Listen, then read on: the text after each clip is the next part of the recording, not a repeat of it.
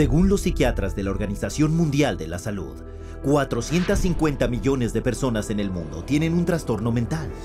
3 veces las poblaciones metropolitanas de Tokio, Nueva York, Los Ángeles, Londres, París, la Ciudad de México, Mumbai, Milán, Madrid, Toronto, Washington, Atenas, Melbourne, Hong Kong, Singapur, Roma y Berlín combinadas. ¿Hay realmente esta cantidad de enfermos mentales o es solo un caso de buen marketing?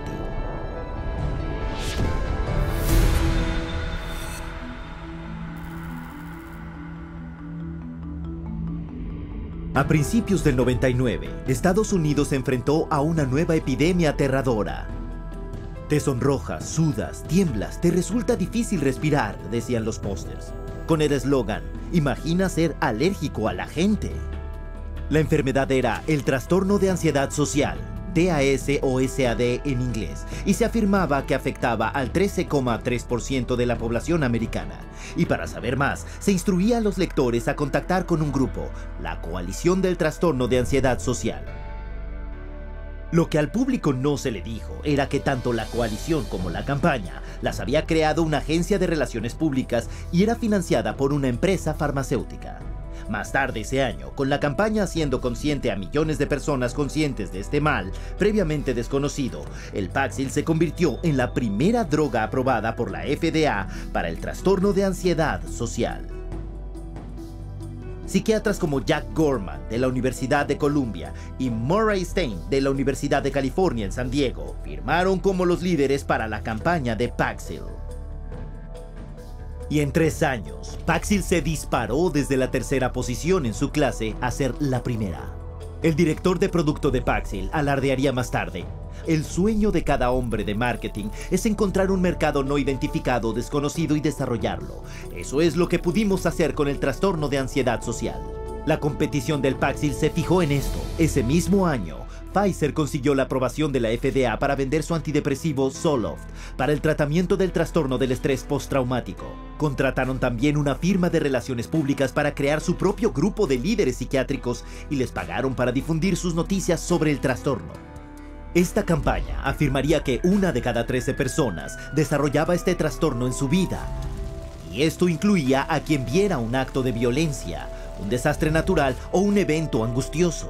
Y como con Paxil, las ventas del Zoloft subieron por las nubes.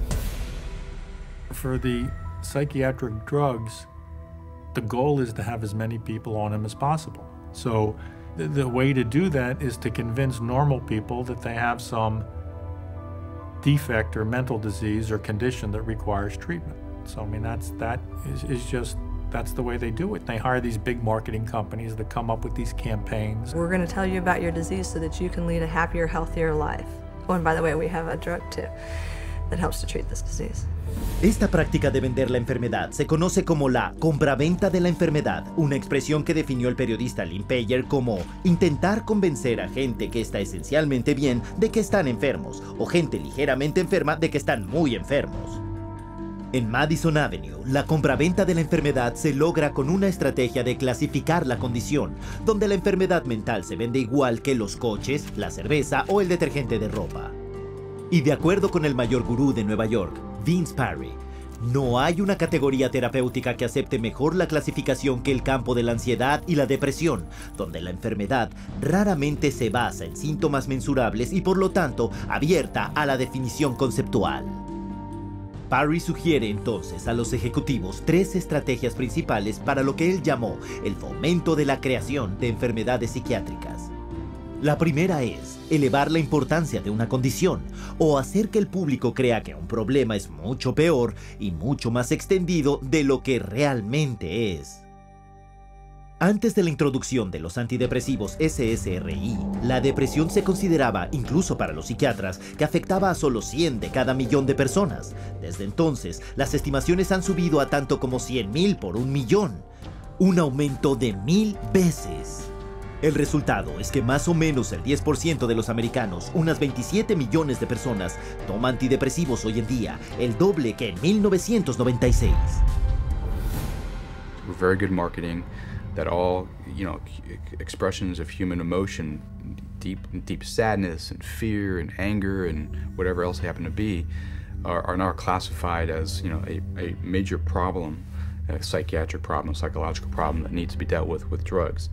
Otra enfermedad psiquiátrica, el trastorno bipolar, se consideraba raro, afectando solo a una décima parte del 1% cuando se introdujo en el DSM-3. Hoy se afirma que un 10% de la población, 100 veces el número original, tiene esa condición. El trastorno bipolar pediátrico no estaba enumerado siquiera en el DSM cuando el psiquiatra de Harvard, Dr. Joseph Biederman, empezó a publicar estudios afirmando que los cambios de ánimo en los niños no eran comportamientos normales, sino que en realidad eran enfermedades mentales. La campaña de ventas de la enfermedad de Biederman funcionó. Solo en la última década, el índice de niños con bipolar ha subido un 4000%. Pero lo que no se le dijo a los padres era que 25 empresas farmacéuticas distintas habían garantizado el trabajo de Biederman. La extensión de su influencia no se reveló hasta que una investigación del Senado en 2008 expuso a Biederman por no informar de más de $1.600.000 en ingreso farmacéutico. Pero estas revelaciones no tuvieron efecto en la psiquiatría. El bipolar pediátrico sigue siendo aceptado ampliamente en la comunidad psiquiátrica. These labels are being applied to younger and younger children, which I think is really, a sad case. Not sure I agree with any of those labels to begin with, but let alone for them to be applied universally to young kids. This idea that childhood itself is a psychiatric disease is simply based off some completely unsubstantiated idea that got printed in the psychiatric manual, and there's no science behind it whatsoever.